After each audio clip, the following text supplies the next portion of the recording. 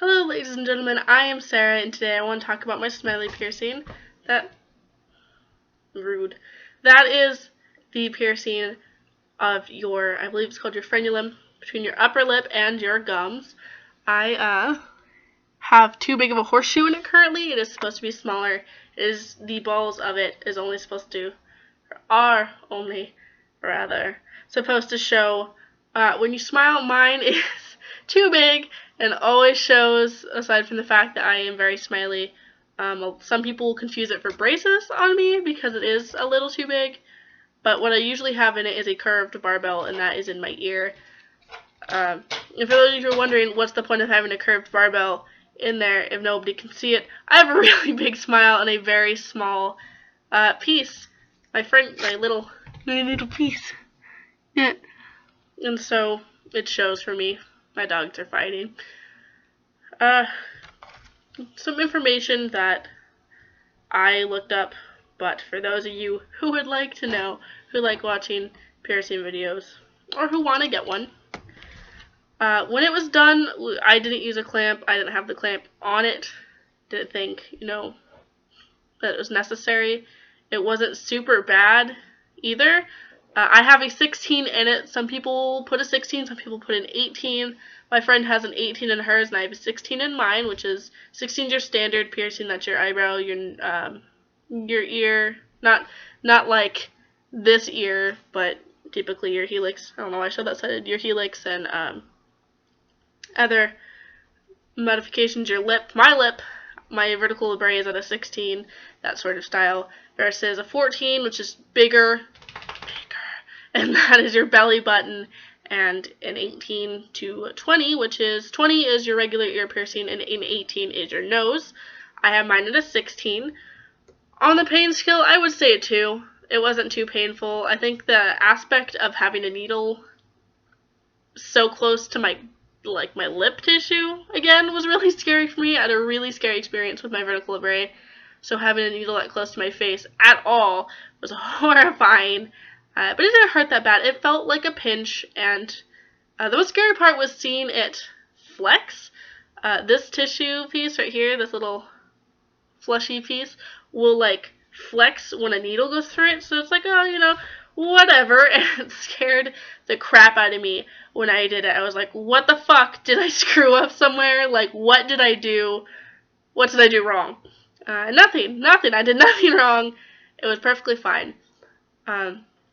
I do not advise home piercings at all, by the way. Do not do it yourself unless you are a piercer, or even if you have the right stuff. I have the right stuff. I have the books. I've applied for an apprenticeship. In a couple months, I am going to get the license. It's one of those things where even then, that's scary. I definitely wholeheartedly do not suggest doing it yourself, and would rather have you go to somebody, which in that event of going to somebody is about, I would say, $20 to $40, I think. Here in this state, in Washington, it's usually, depending on who you go to, it'll be anywhere from 20 to 50. And some people won't even do it because it is such a bizarre place. It's not uncommon, but it's not every day they'd be like, hey, what's up? I want a smiley as low like a lip and a nose. So,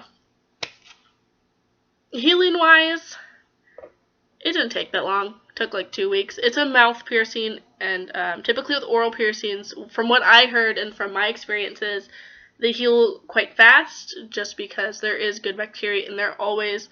But with the good bacteria, there is bad bacteria, and you do have to clean it and let it be sea soaks, which I did.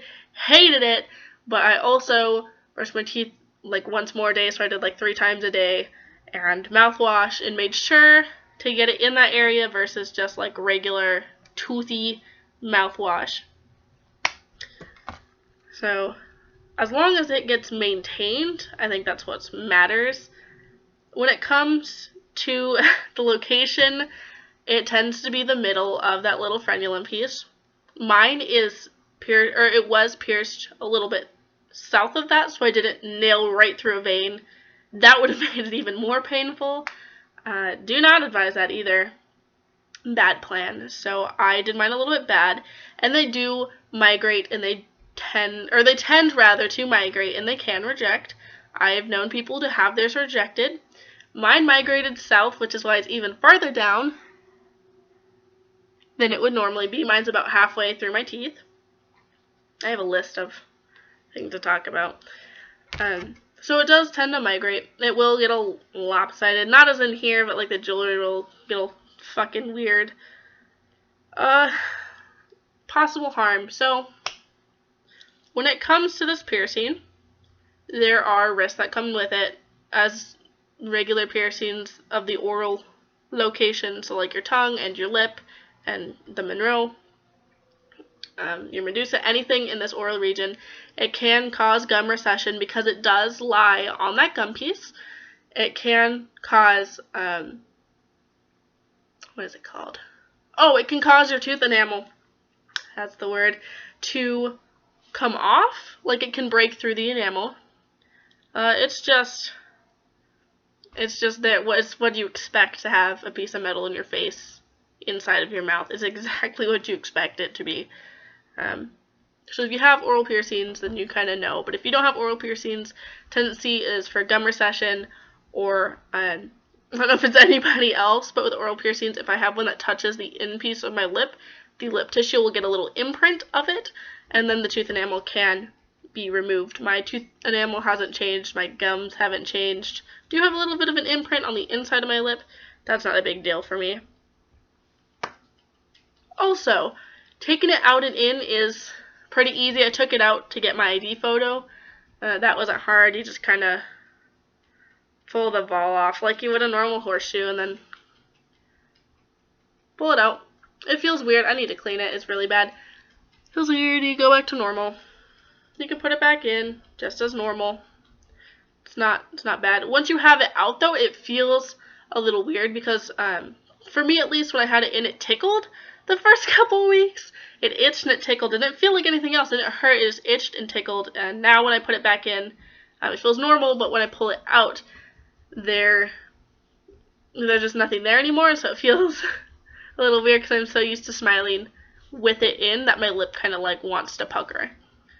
So that's all I got. If you have any questions, go ahead and leave them. I will try my best to answer them. I'm really, really not an advice guru, but I will try my best to answer them. Until next time, see you guys later.